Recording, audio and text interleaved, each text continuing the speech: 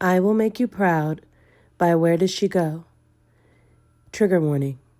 This fic includes talk of abuse, talk of suicide, and potential sexual content. Please read with care. Chapter 13. Good Boy. Draco, July 1995.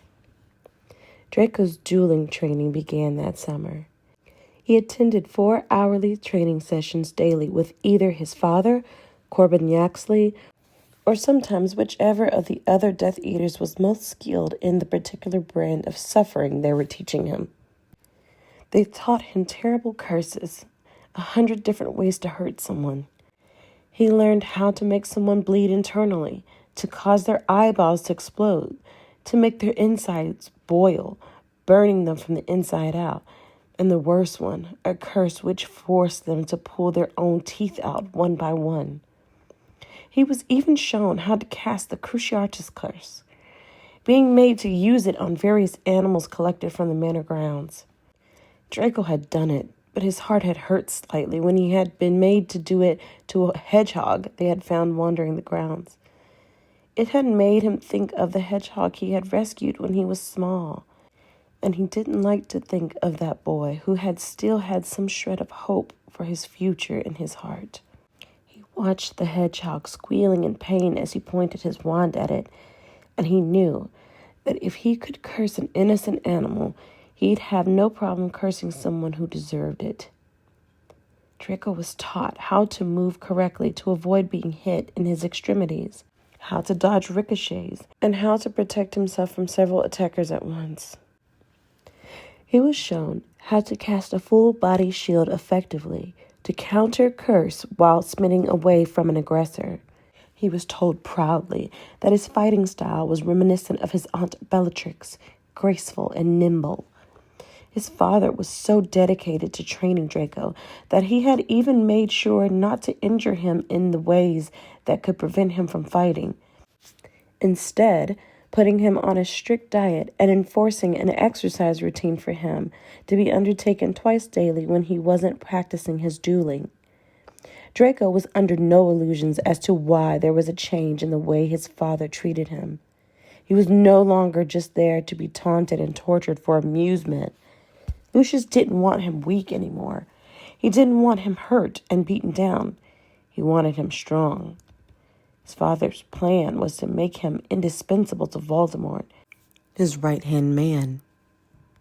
Now that Voldemort was back, Draco was to be utilized, honed. He was a commodity. As hard as he tried to hide the true power of his magic from his father as the summer wore on, it was clear that he was becoming a talented duelist, graceful and accurate, demonstrating an ability far beyond his years. Draco was careful, though. He ensured that he only let the dragon inside him out in increments. He only let his father see what he wanted him to see. Draco was only 15, but already he was thinking in terms of strategy. Draco thought about the way he felt like a cockroach in the sewers when he was down in the Slytherin dorm. And he still felt like he was a cockroach now, despised by everyone around him, but strong, hard-shelled, bomb-proof. When you are abused and neglected from a young age, survival becomes a necessity. The more Draco's talent became apparent, the more Lucius strode around the manor, arrogance overflowing. He was cocksure in his belief that all along his parenting method had been correct. It had all been for this purpose, to create his boy soldier, and he had succeeded. Draco was tall, strong. He was emotionless and impenetrable, relentless and cruel. Lucius looked at the shell that was left of his son, and he felt vindicated. He was a good father.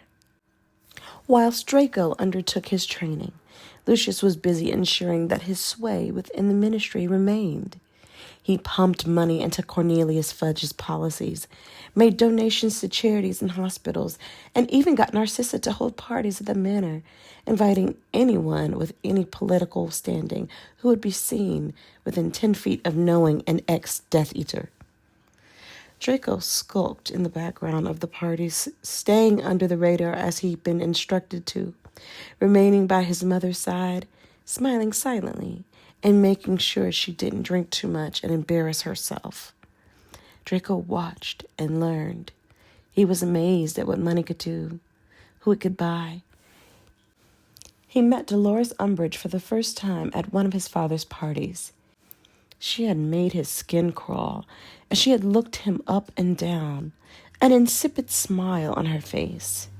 She had asked him question after question about Hogwarts, trying to find holes in the quality of his education. Draco had answered every question she had eloquently and intelligently, frustrating her slightly, he could tell.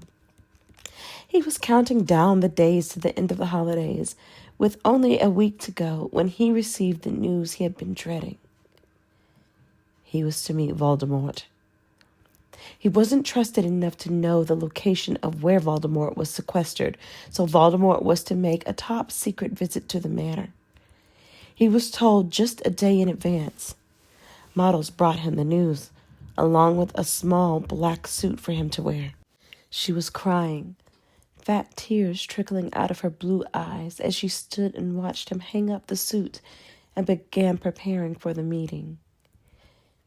He had to force Models to leave him, insisting he would be fine and encouraging her to get back to his mother, who was apparently drunk and crying somewhere in the manor and needed to be controlled before Voldemort's arrival. Draco had just left his room and was on his way outside to practice on his broom, which was allowed as part of his training. He looked up as he saw Severus Snape leaving his father's office. He could hear the rumble of conversation and the odd burst of laughter coming from the office, letting him know his father was still entertaining within. Snape marched towards him, robes billowing, and suddenly Draco was yanked forcefully into one of the other rooms along the hallway. Draco realized with dismay as Snape shut the door quietly behind them that it was the room where he had had his arm broken several years before. He stood and looked at Snape, his eyes wide, wondering what on earth was going on.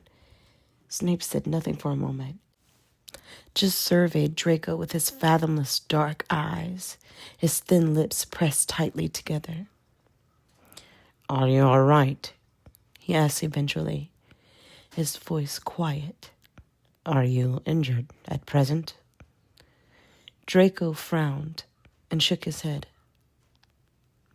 "You are unhurt?" Snape asked again, and Draco nodded. He looked at Snape, wondering what he wanted. Was it regarding the help he'd given him a few weeks before?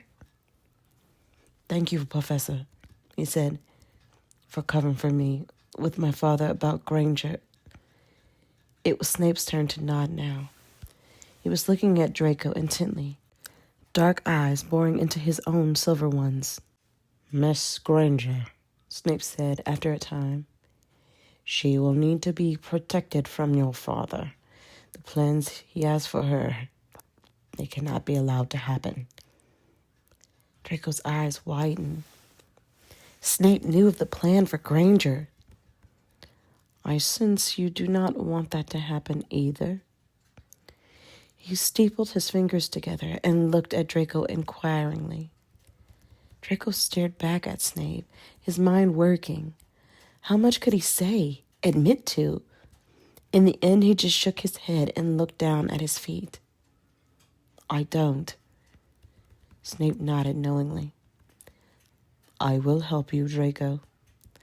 I will help you to protect Miss Granger. But you need to know that if you breathe any word of this to your father, you will kill all three of us. If he finds out that I have helped you, none of us will survive. Not you, not me, and definitely not Hermione Granger." Draco nodded. His mind was reeling. He had thought Snape was his father's friend. Why was he helping Draco keep a secret from him? "I know, Draco, about your life experiences up to now." Snape's voice was quiet. I have been informed by many other Death Eaters that you have suffered greatly at the hands of your father. Is that correct? Draco didn't answer. He couldn't. He never told a soul about what happened to him here, and he'd promised himself that he never would. I'm surprised, Snape said now, taking his silence as confirmation, that your mother would allow it. Narcissa was always fearsome in school. Your father's influence over her must be great. He waited, looking at Draco now, who could only nod. He could barely breathe. Someone had come at last. Someone was maybe finally going to help him. For a moment, he allowed himself to be 15, to admit to himself that he was scared, lonely. He had been fighting alone for so long. He was glad to be admitting things to Snape, to share the burden of his torment. For the first time in years, Draco thought he might cry. He swallowed rapidly, blinking back the tears before Snape could see them. You are to meet with Voldemort tomorrow? Draco nodded again, still struck dumb. You will need to be extremely careful, Draco. I have seen from your behavior in my class that you are able to occlude. You must do this at all times when you are with the Dark Lord. Do you understand? He will be looking for signs of weakness and for information on Miss Granger. He is highly interested in her. After Potter, she is the next most pressing matter. You must hide her away in your mind. Do not let the Dark Lord see that you have feelings for her. He raised an eyebrow as Draco opened his mouth to deny this. He will use any weakness he finds in you against you, Draco. You must practice tonight. He will try to look inside your mind using legitimacy. Keep it closed. Hide what you do not want him to see. Draco understood what he needed to do. He realized that Snape was not fully on board with his father's plans. But why was that? Was he planning something of his own? Draco didn't trust Snape. He'd never been given a reason to trust anyone other than his friends, but he desperately wanted to. He wanted an adult for once that he could go to ask advice from, someone who wouldn't hurt him or ignore him. He tried to not feel gratitude to Snape, but he did. He felt immense gratitude to be able to share the load he had carried on his young shoulders for so long. He nodded determinedly at Snape, muttered, "Thank you, Professor," and left, heading back to his room to practice his occlusion. Draco spent the next 12 hours practicing. He barely slept. He ignored the food the house elves brought him, throwing it out of the window so that Muddles didn't panic. He worked on separating his mind. He viewed it like a set of scrolls. On the one scroll, he mentally recorded all the times he had been hurt by his father, recorded every punch, kick, slap, and curse. He recorded broken bones, lost teeth, torn skin, and blackened bruises. On the next, he recorded his mother, her alcohol problems, her failure to protect him as a small child, and the feeling of calling out to her silence in response. One more containing the knowledge of his magical ability, the abnormal level of strength his hatred had formed. He hid away on the scroll every time he had destroyed and repaired things, the times he had moved things with his mind, the spells he had learned secretly as he rotted away at the manor. The next scroll was for Hermione Granger. He locked away every image of her soft brown eyes, her bushy hair, her rosebud lips, and the freckles he loved so much. He locked away the sound of her voice, and pressing him with her knowledge, the feel of her hard slap to his cheek that thrilled him so very much, her ferocity, her loyalty, her kindness. He put them all into the scroll, and then he rolled it up tightly, with all the other memories that he had accrued in his 15 years that he wanted to protect. Then he focused hard and pushed those scrolls into the furthest recesses of his mind. Now he brought forth new scrolls.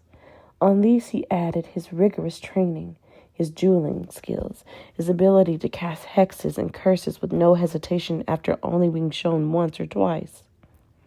He brought forward the praise he was receiving from the Death Eaters, making sure to include the images of their faces, looking at him with reverence as he twirled away gracefully from a bolt of lightning that flew towards him from Yaxley's wand. He included his father's praise of him after Snape's lie about the dance, his mother fussing over him the first time on the train platform, ensuring that it looked like his parents loved him. He included himself pushing and shoving the other students, his horrible words, his sneers, his taunts, Pansy, Theo, and Blaze laughing along with him as he made the other students' lives hell. This was the Draco he needed Voldemort to see. His father might have a plan, but so did he. He could barely sleep that night. He tossed and turned, dreaming of Granger, of Voldemort torturing her, of her body cold and still like Cedric's had been. He awoke early and got to work practicing his occlusion again. When he heard his father's short rap at the door at 11 a.m., he was ready. His suit was on, collar straight, cufflinks in place, his shoes were shined, and he had styled his hair just as well as he thought his mother ever did, a slick side parting. He looked at himself in the mirror, ensured his face was calm and confident, and he walked into the bathroom and cast a muffliato. He bent over the toilet and vomited up everything in his stomach. His abdominal muscles contracted violently. Once he had stopped retching, he stood up, washed his hands, and slapped some cold water on his face. Then he strolled out of the bedroom to meet his father, his hands firmly in his pockets. "Shall we go?" he asked levelly. His father led him to the east wing where Voldemort was waiting, and Draco saw that Lucius' nerves were palpable. He was sweating. "You don't speak unless he speaks to you. You are polite, deferential. You are to tell him how much I have done for the cause while he was away, how hard I looked for him. You do not mention Dumbledore or Potter unless he does. Do you understand?" Lucius was practically wringing his hands. Draco walked next to his father, his shoulders loose, a beatific look on his face. He was there physically, but Draco was far away. He pushed every emotion he had deep, deep down inside himself, not allowing his fear to even register. Eventually they came to the portrait, which led down to the part of the manor Draco had never been to. Lucius motioned him to take off the signet ring, bearing the letter M for Malfoy. Draco did so and handed it to his father, shuddering as their palms touched. His father then placed the ring into a small key in the bottom right-hand corner of the painting, and Draco heard him mutter, "Ad mortem occlunatum." And suddenly a door began sliding open in the wooden floor underneath their feet. Lucius smiled cruelly as he watched Draco stumble, unaware of where the door would open. "Down there," Lucius said, and his eyes twinkled with a vicious triumph as he sent his son down alone to meet the most deadly wizard on earth. Draco didn't hesitate. He descended the stairs, keeping his heart rate level. The first thing Draco noticed when he entered the room where Voldemort was the smell. It made him almost gag. It was the smell of rotting flesh. He looked to the shriveled man sitting in a wing-back chair, his face illuminated by the dim candlelight in the dark underground room. Draco squinted his eyes to make him out as he approached. Voldemort looked and smelled like he was half dead, which Draco supposed he was. His foul snake Nagini slithered around Draco's feet as he walked, the sound of its heavy body sliding over the wooden floor, the only noise, other than Draco's echoing footsteps, his calm, measured breath, and Voldemort's own labored wheezings. "Sit, boy," Voldemort said as Draco finally reached the chair opposite him. Up close, the smell was worse. Draco looked at his skin, the snake-like scaly texture, his withered lips, and his glittering, beating eyes. He felt his stomach revolt again, and he was glad that he had vomited up everything in him before he'd come. "So you're the boy who's going to help me defeat Harry Potter?" Voldemort's voice was high, thin. "Your father says you are a slippery snake, worming your way into Potter's inner circle, that you have got his mudblood primed and ready to turn on him at any given moment." Now Draco felt fear. He felt it begin in his chest and spread its icy fingers outward. He felt himself freeze. He thought he was coming to talk about his fighting ability, not his relationship with Potter and Granger. "I won't need her to like me. When the time comes," he said, ensuring he sounded as confident as possible, "she won't have a choice. If I decide I want her, then she will come." Voldemort's eyes shone then, and he laughed, a high, screeching sound, like nails on a blackboard. It hurt Draco's ears. "Cocky like your father, I see." Draco made sure he didn't drop eye contact and stood tall. "Let's see if it's all bravado and the offspring as well, then, shall we?" Voldemort hissed, and before Draco even knew what was happening, he heard Voldemort mutter, "Legilimens!" And suddenly his head felt like it was breaking open. Voldemort blasted into his skull like a wrecking ball. He couldn't have prevented it even with a warning, Draco realized. As quick as it flashed, he brought all his scrolls forward. His dueling, his mother, his father, his schoolwork, his life at Hogwarts. He pushed it as hard as he could towards the grabbing fingers that invaded his mind. He didn't know if the screaming he could hear was him or not. His ears were ringing. He was blind. His body was trying to expel the invader, bucking and fighting. Fingers clawed. Voldemort ripped through each scroll violently, and Draco heard him murmuring as he did so, "Yes, good boy." He focused only on the scrolls he sent forward, putting every bit of him that wasn't consumed with agony into thinking about them. Eventually, it may have been 5 minutes later or 5 hours, Voldemort withdrew. Draco lay panting on the floor. He was aware that he was bleeding. He could feel it running from his ears, from his eyes, red, watery tears tracking slowly down his face. He wiped them away quickly with the back of his hand. He thought that he had succeeded. He could feel the secret scroll still intact in the back of his mind. Voldemort didn't ask him any more questions as he slowly brought himself up to standing. He watched Draco as he squared his shoulders and then bowed low, his head almost to his knees. "I only live to serve you, my lord," Draco said, before straightening and looking at Voldemort in his eyes.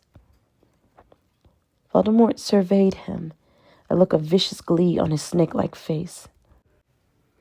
"Yes," Voldemort said. "You will do." Hermione, May 2006. Hermione awoke to the sound of banging at her door. She flung herself out of bed, unable to quite stand up straight with the agony of her headache and the muscle pain in her arms and legs. Her eyes hurt in the light. When she finally wrenched the door open, she saw Harry and Ron standing there. "Hermione," Harry breathed. She just stood and looked at him. She couldn't bring herself to speak to him yet. "Are you okay, Hermione?" Ron asked, peering at her, his blue eyes full of concern. "No, I'm not actually, Ronald." she replied, looking at Harry and interjecting as much indignation as she could muster into her own voice. My best friend accused me of colluding with a murderer yesterday. Harry looked abashed as Ron produced a huge bouquet of roses from behind his back with a flourish, and Harry bent down to pick up a large cake box. Can we please come in? He asked. Hermione sighed and opened the door. She stiffly accepted a hug from Ron, but walked away before Harry could try it. He walked in and put the cake box on the table. Hermione, you can't be angry with me, he said, voice pleading. It was taken out of my hands. Whatever the old hag said to Simmons, he was gunning for you. He went straight to Robards with it.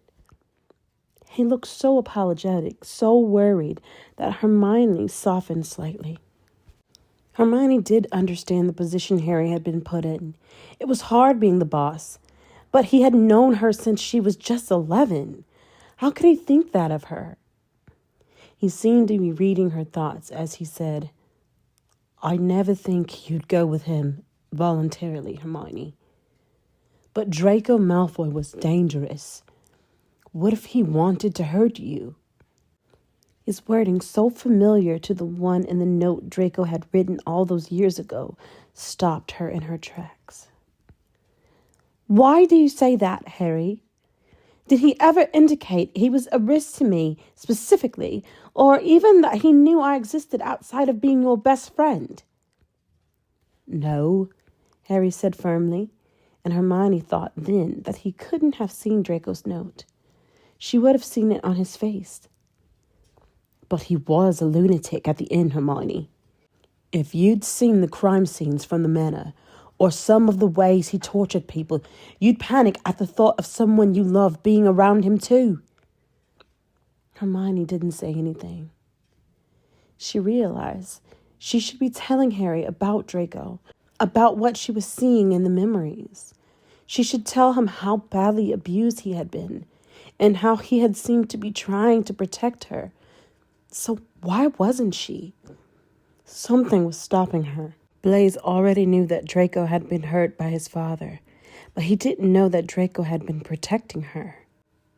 She was the only one to have seen those memories so far. She knew eventually she would need to turn in her notes, but for now she wanted to keep her version of Draco to herself. Hers. The thought formed before she even realized. He wasn't hers. She made herself remember. He had been nobody's, and certainly not hers. She opened her mouth to say something, then shut it again. If she said anything in support of Draco Malfoy now, it would only go against her insistence that the squib had been wrong about her. She pushed the thought of the crime scenes Harry had mentioned in the back of her mind. Please, Hermione. Forgive me, Harry said again, moving forward towards the cake box and opening it to reveal a huge coffee walnut cake, her favorite. Ron had left them to it while they talked and now re-entered the room, levitating 3 hot coffees before him. Hermione sighed and finally let Harry hug her. I know you were just doing your job, Harry, she said, but I'm still cross with you. Cross enough to say no to cake? She smiled now. No. Ron smiled through his own mouthful of cake he'd already gotten started. See, Harry, he mumbled. I told you she'd get over it. An hour later, Hermione was dressed and ready for work. Harry and Ron had left. Harry to get to the office early and Ron to head into Hogwarts. Hermione tried not to let what happened yesterday play on her mind, but she couldn't help feeling anxious as she apparated to the office. The looks she got as she strode through the doors of the DMLE didn't help her feeling of paranoia. She made her way to her floor quickly. Blaise was at his desk when she arrived. He had a set of interview notes out in front of him. Hey, he greeted her. How are you feeling? I'm okay, she replied, although she felt peaky, her head hurt, and she felt achy and tired. She hadn't slept again after her seizure, She had been worried that she wouldn't wake up. Instead, she had just lay there and thought back to her dream of Draco Malfoy. She knew it was wrong, but she did it anyways. She thought about the color of his eyes, the shape of his lips, the feel of his skin. Most of all, she thought about how it felt to be pressed underneath his strong body, about his hands so skillful and gentle as they touched her, when she knew they were capable of such brutality. It made her shiver with lust. She wished she could stop thinking about him, to stop these duplicitous feelings, but she couldn't. She tried to remind herself that he was a killer. These were dreams, nothing more. She shook her head to clear the thoughts of him that rose in her mind again, and approached Blaze's desk. "Are those the transcripts from the squib?" she asked him. He closed the file with a snap. "No, these are from the witnesses yesterday." Apparently, the squib, Demilde Crease, was last seen at the Hogshead around 12 p.m., lunchtime, telling anyone who would listen that she was going to meet Harry Potter. Harry? But that's not who was going to interview her. No, but for some reason she thought she was going to get to meet him, and she was a fan, apparently. He rolled his eyes. Hermione frowned. First her, then Harry. What was going on with that woman? She wished she was alive to ask her, but she was just another person who was dead before they could answer any of Hermione's questions. "Are you coming down to the Pensive today?" she asked Blaze. "No can do. I'm swamped," he indicated, the other 10 files piled on his desk. "Okay, good luck," she said, feeling relieved. She wanted to view the memories alone, but couldn't be seen to be being anything other than transparent at the moment. Simmons flung the door open and marched through the office just as she was on her way down to the Pensive. "Granger, what are you doing here?" he snapped as he saw her, his face incredulous. "I'm working, Simmons," she snapped back, with just as much vitriol. "What else would I be doing?" "As you know, there was no evidence to back up the squib's claims that she saw me with Malfoy. And even you must know how ridiculous the things she was saying were." "She seemed pretty sure to me, Granger," he retorted. "She was willing to give us the memories too. Seems a bit suspect to me if she'd suddenly wind up dead before she got the chance." Simmons had stepped towards her. Blaze stood up at his desk. "You'd better be fucking kidding, Simmons," he growled. "You've read the transcript, Zabini. You tell me," Simmons shot back. The two men were now both moving towards each other. Hermione stood in the middle, unsure how it escalated so quickly.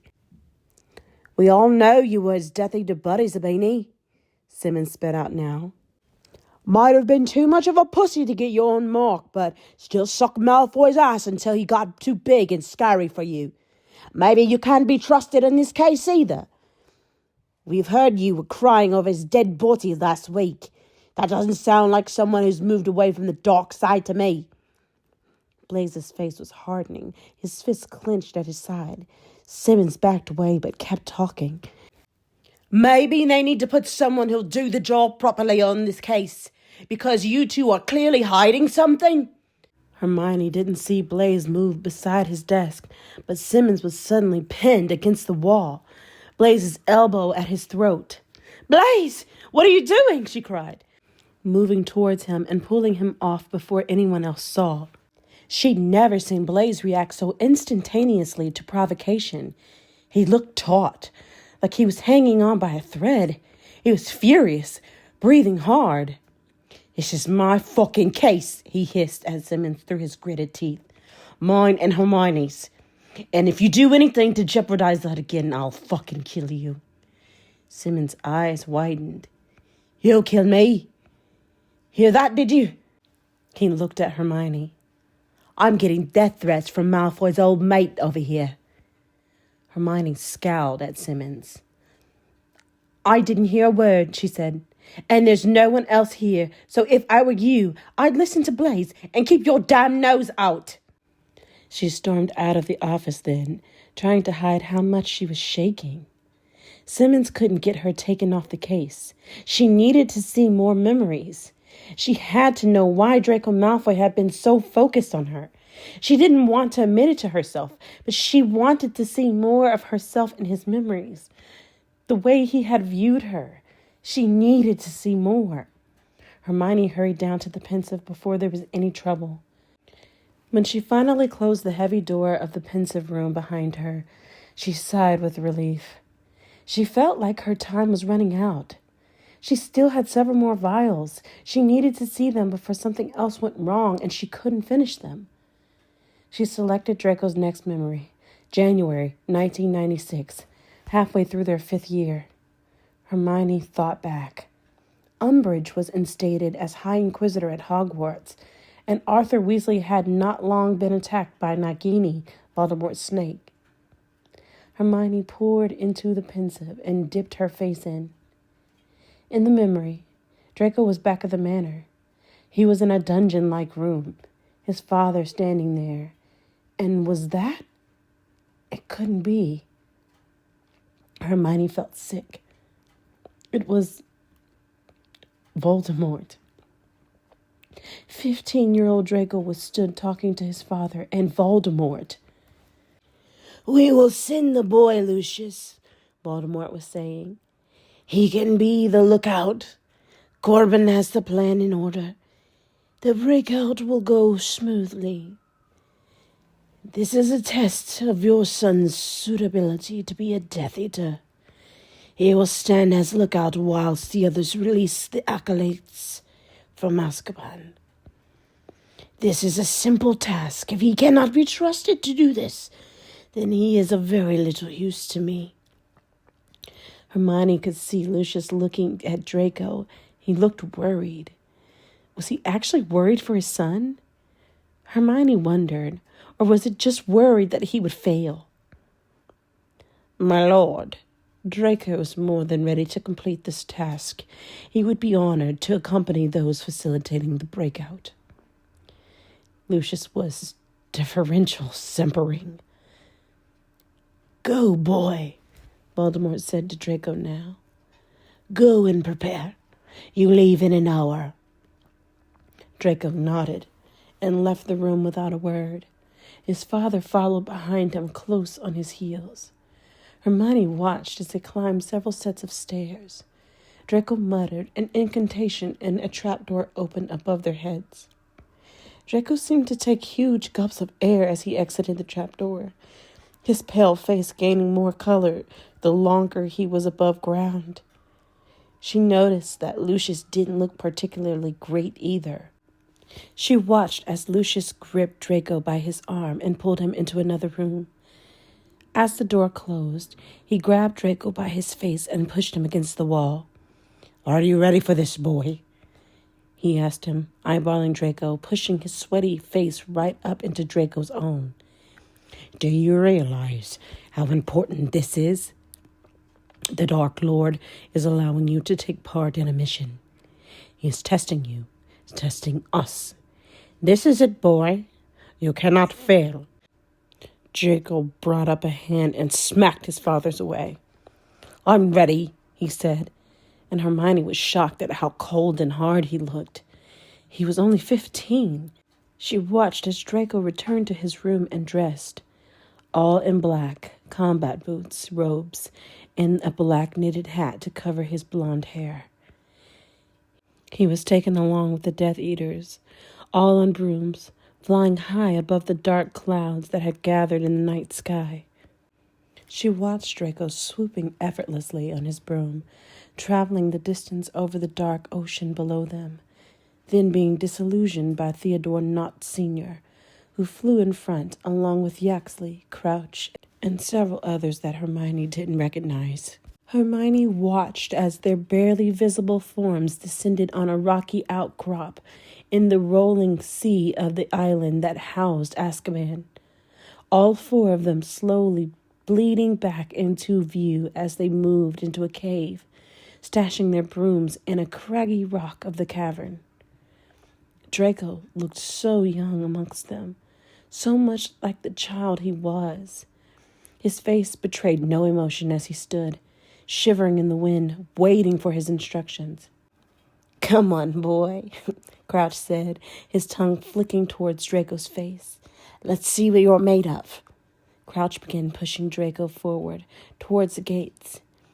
"You can be the one to make the deal."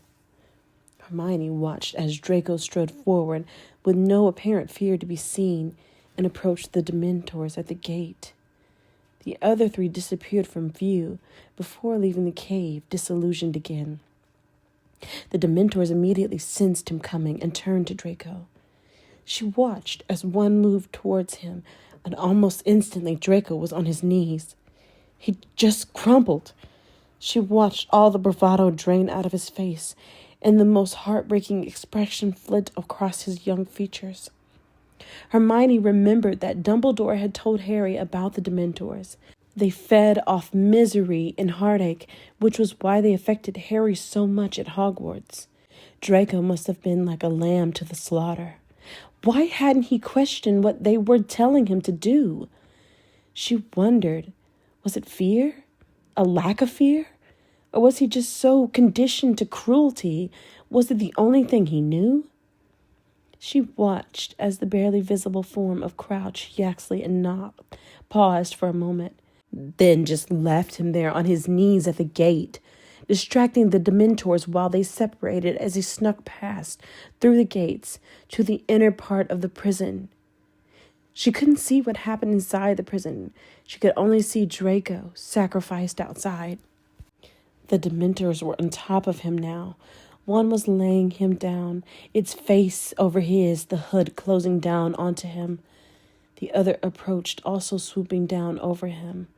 Tears streamed down Draco's pale face, and she could hear the quiet words he panted as he lay on the ground.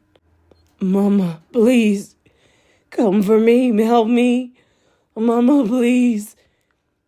It was an echo of the words she heard him cry in the memories she'd seen of him as a 7-year-old. He'd been left alone, broken and crying then, too. He repeated it over and over again as the Dementors moved closer to his face. It was going to kiss him, she realized. Had the Death Eaters had brought him to simply leave as a distraction? Did they have any intention of bringing him back? Hermione almost cried out as she saw the Dementor's face touch Draco's and the kiss begin. She closed her eyes. Suddenly, a deafening noise caused her to open them again. The side of the building had been blown away. Rubble rained down as the Bombarda curse vibrated in the air. Crouch exited from the hole, his wand in his hand, his eyes wild. Following closely behind him was Bellatrix Lestrange, her husband Rodolphus, and his brother Rabistan, and Antonin Dolohov, as well as several others Hermione couldn't place. Crouch reached into his pocket and threw them all wands as they strode forward, shooting curses into the air. The Dementor brought its face up from Draco's and immediately moved towards the prison. Draco was still and pale on the ground. Huge swarms of Dementors flew up into the sky, out of the hole. The Death Eaters shot curse after curse as they moved quickly now, towards where they had hidden their brooms. She heard Crouch shout, "The Dark Lord is risen! He calls you now to the place where you came from. Go to him and you will be repaid."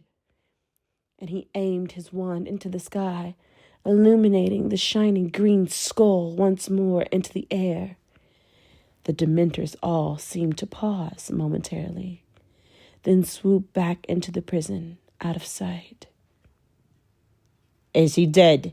Yaxley called to Crouch, looking panicked as they ran over to the rocky terrain of the beach, indicating to Draco's prone body on the ground. "Looks like it. We'll have to tell Malfoy that he was grabbed as we tried to escape," Crouch replied, not giving Draco a second glance. "We were supposed to bring him back," Yaxley said. "The Dark Lord has use for him." Hermione watched Bellatrix leave the group and hopped nimbly over the stones towards where Draco lay. She held a filthy finger to the soft skin of his neck for a moment. "He's alive," she said. "We must take him back to his mother. Sissy will never recover, and Malfoy needs an heir." It took a few shouted renovate spells to wake Draco up, but eventually he was conscious, draped over the back of a broom and taken, half dead, back to the manor. Hermione watched in horror as Draco was levitated in and dropped unceremoniously onto the floor. His father knelt by his side, just long enough to check that he was not actually going to die. And then he was lifted carelessly, taken to his bed, and left to recover. Lucius snapping at the house elves to take care of him. His father looked in on him briefly later that day, but after that, he was left alone, whilst the Death Eaters met to discuss strategy. Hermione wondered whether Narcissa even knew what had happened to him. How could he be so thoroughly neglected? Hermione felt heartbroken as she watched Draco suffer the after effects of the kiss. He looked as though he had the weight of the world on his shoulders. The feeling of abject horror the Dementors caused was clear to see on his face. He didn't eat or drink. He worried and fretted, wringing his hands and muttering to himself. He lay there, pale and listless, and she watched him dream fitfully, seemingly going through terrible nightmares. She heard her own name muttered several times. A female elf tended to him, her own face tight with worry. Hermione heard him call her Muddles. Hermione wondered how long he was going to be left there, when finally she saw his bedroom door click open one morning.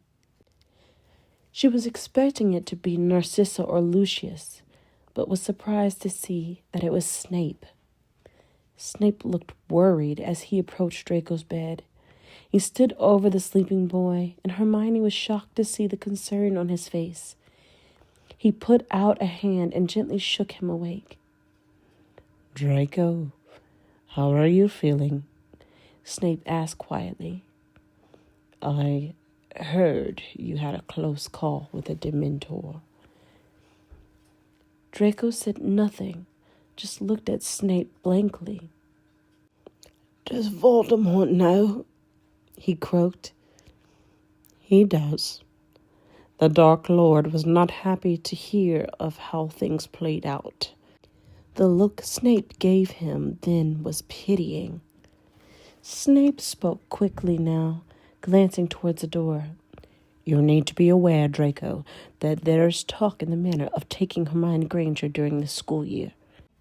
Ministry official Dolores Umbridge will begin at Hogwarts with a plan to destabilize Dumbledore. Once he is out of the picture, she will be vulnerable.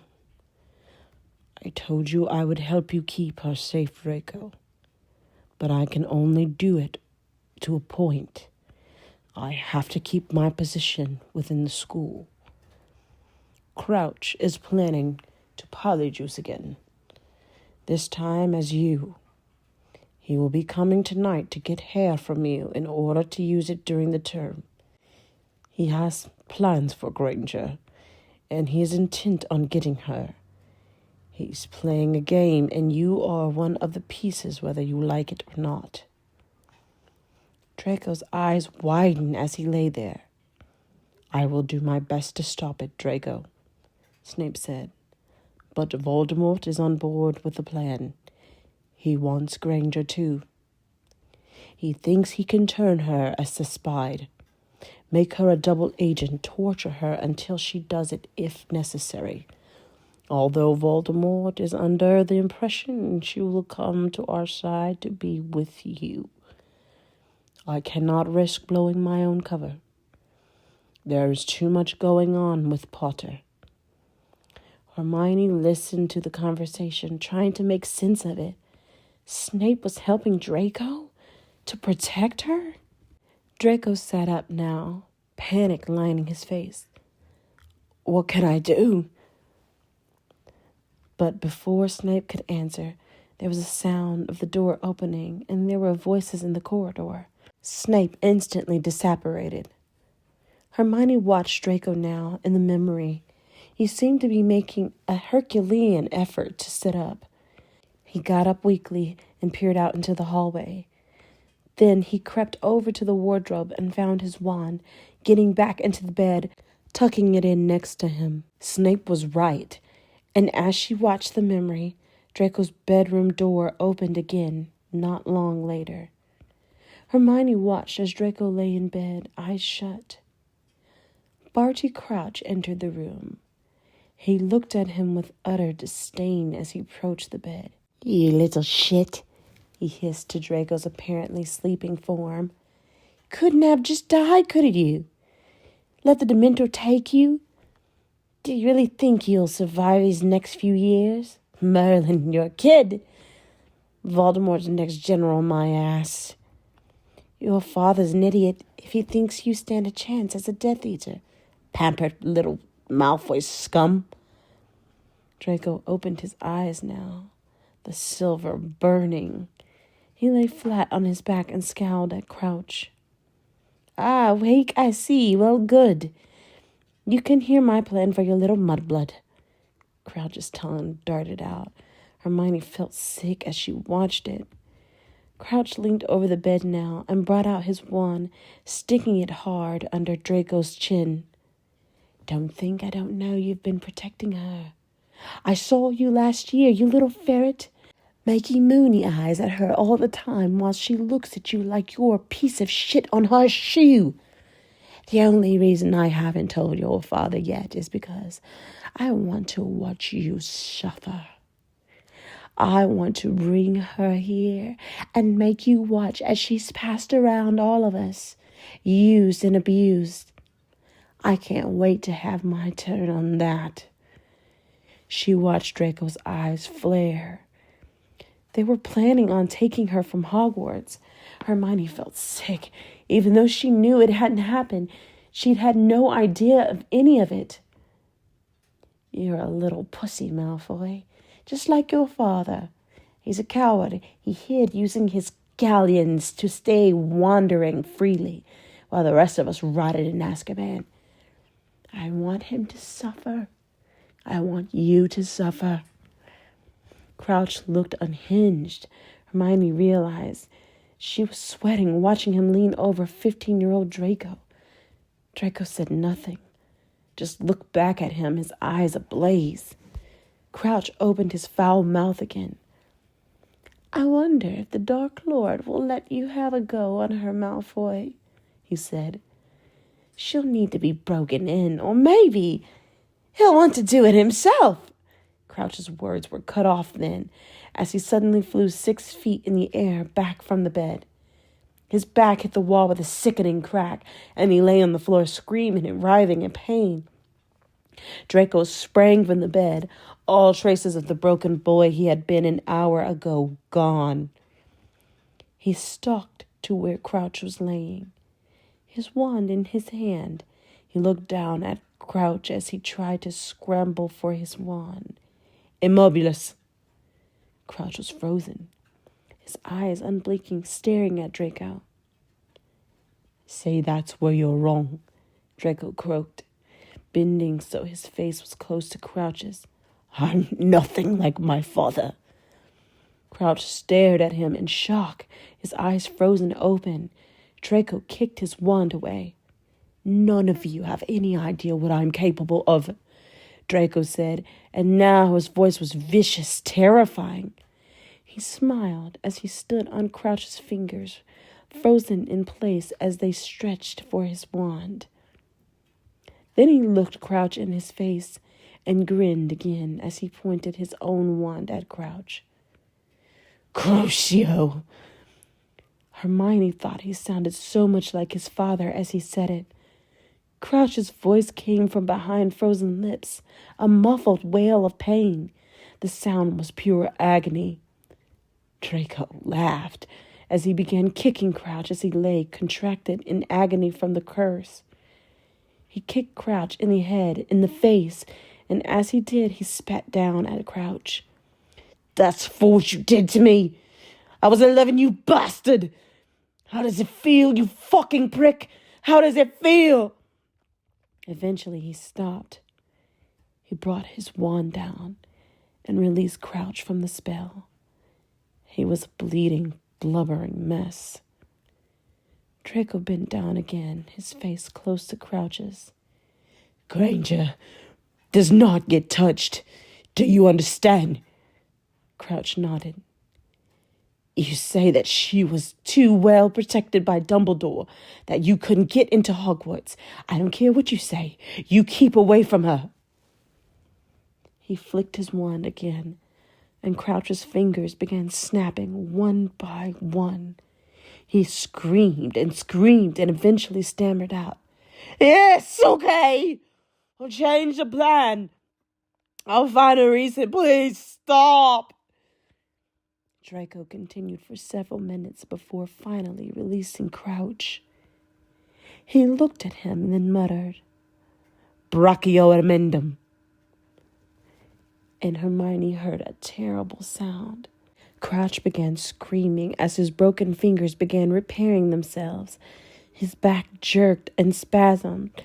The color left his face, and he appeared to faint from the pain several times as his bones knitted back together. Eventually, Crouch lay panting on the ground, looking up at Draco. Do you know now who I am? What I am capable of? The teenage boy asked him. Crouch nodded. Good, Draco said. Then you will keep your word. Granger is to be left alone. Hermione watched as Crouch left the room. Draco sat on the bed, his shoulders hunched, and she watched as he began to cry. His whole body shook with the force of his silent tears. They streamed down his face as he clapped a hand over his mouth. As she watched him, her heart breaking for him, Hermione realized that despite his power, his ability to be ruthless, underneath it all, he was still that small, broken boy she had seen the first time in the pensive. The memory faded, and Hermione pulled herself back up out of the swirling liquid, shaking. She realized that Draco was still hiding his power. He had healed Crouch for a reason. He hadn't wanted the others to know yet. What on earth could the reason be? She wondered as she siphoned the memory out. She thought of Draco during that school year.